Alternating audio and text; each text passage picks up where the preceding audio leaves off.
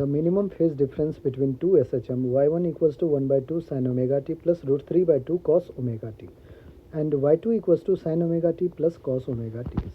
बच्चों हमें minimum phase difference पूछा है दोनों SHM के बीच का। ये सबसे पहले इस इक्वेशन को y1 और y2 को अपन SHM के स्टैंडर्ड इक्वेशन के टर्म्स में लिख लेते हैं। फॉर एग्जांपल जैसे कि देखिए y1 हमारे पास गिवन है, y1 is 1 by 2 sine of omega t plus root 3 by 2 cos of omega t. ठीक है, ये अपने को क्या दिख रहा है, दो SHM चल रहा है, एक तो साइन ओमेगा टी, एक कॉस ओमेगा टी। तो इसको एक के फॉर्म में लिखते हैं। देखिए बच्चों, लिखने का तरीका, साइन ओमेगा टी आप एज इट इज़ लिखिए। 1 by 2 कॉस के कौन से वैल्यू पे 1 by 2 होता है, तो कॉस ऑफ 60 डिग्री, 60 डिग्री को रेडियन के टर्म्स में हम π/3 लिखते हैं। ठीक है, π/3 विल बी 60 डिग्री प्लस का root 3 by 2 cos omega t को एज इट इज लिखिए। रूट 3 by 2 को साइन के कौन से वैल्यू पे रूट 3 by 2 होता है बच्चों, तो आपको हो गया कि साइन 60 को क्या मैं साइन ऑफ π/3 लिख दूँ, साइन 60 विल बी रूट 3। बच्चों ध्यान से देखिएगा, आप यहाँ पे क्या बन रहा है, sign A cos B, cos A sine B. जो एक्सप्रेशन बन रहा है बच्चों वो क्या बन रहा है, ध्यान से देखिए। तो आप कहोगे कि sine A cos B plus sine A cos B plus cos A sine B. तो ये एक्सप्रेशन हमारे पास sine of A plus B का आइडेंटिटी है। ए है ओमेगा टी और बी क्या है π/3। तो जो आइडेंटिटी y1 आ रहा है बच्चों, y1 हमारे पास वो आ रहा है साइन ओमेगा टी प्लस π/3। तो जो फेज एंगल है वो कितना है, π/3 फेज एंगल है। चलिए y1 को हमने स्टैंडर्ड इक्वेशन के टर्म्स में लिख लिया है। कैसे लिखते हैं, y1 is equals to A sine omega t plus 5। इससे जब कंपेयर किया बच्चों हमने, तो हमने देखा कि फेज जो है वो फेज कितना है π/3। तो एक फेज तो आपका आ चुका है, इसको मैं फेज 1 कह देता हूँ, y1 है तो फेज 1 कह देता हूँ। तो f1 क्या है बच्चों हमारे पास π/3।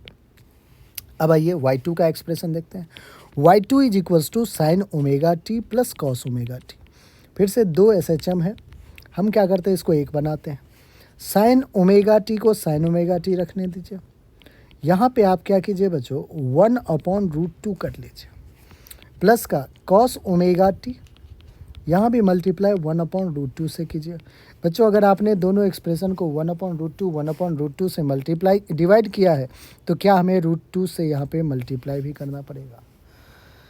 आई कहानी समझ में। अब देखिए आप इसको ओपन करेंगे, √2 साइन ओमेगा टी बन जाएगा, यहाँ भी √2 कॉस ओमेगा टी बन जाएगा। तो अगर आपने √2 से डिवाइड किया है तो √2 से एक्सप्रेशन को मल्टीप्लाई भी करना होगा। y2 is equals to √2। आगे देखिए बच्चों, साइन ओमेगा टी 1/√2 को अपन क्या लिख सकते हैं, कॉस के टर्म्स में, तो आपको हो गए cos 45 π/4 होता है, प्लस का कॉस ओमेगा टी 1/√2 को साइन 45 साइन π/4 लिख दिया हमने। जो एक्सप्रेशन बन के आ रहा है बच्चों वो देखिए आप, y2 का जो एक्सप्रेशन है वो है √2।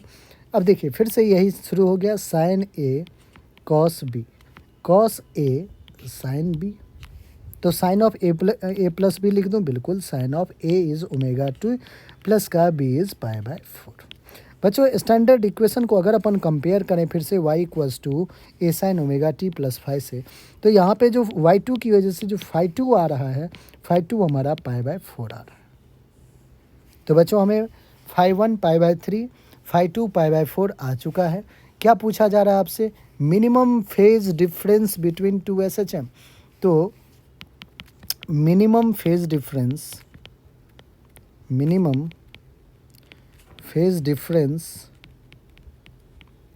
Between two SHM y1 and y2 क्या हो जाएगा, फेज डिफरेंस को डेल्टा फाई से रिप्रेजेंट करते हैं, विल बी φ1 माइनस φ2।